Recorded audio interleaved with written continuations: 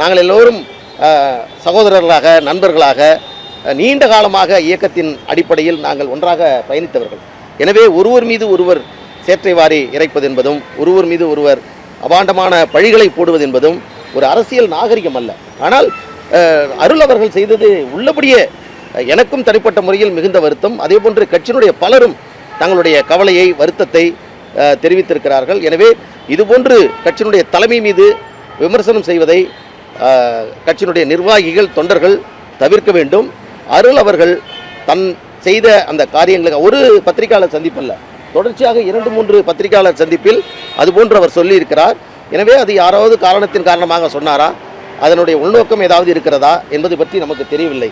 என்றாலும் அதற்காக அவர் முன்வந்து தானாக பகிரங்கமாக பத்திரிகையாளர் முன்பாக தனது மன்னிப்பை அவர் கேட்டுக்கொள்ள வேண்டும். அதுதான் எதிர்காலத்தில் கட்சிக்கும் அவருக்கும் இந்த கட்சியினுடைய கட்டுப்பாட்டிற்கும் நல்லது. தீர்ந்துடும் நினைக்கிறோம். கட்சியினுடைய தொண்டர்கள் அத்தனை பேருமே இது விரைவில் தீர்க்கப்பட வேண்டும். அடுத்து தேர்தலை நோக்கி நாங்கள் செல்ல வேண்டும்.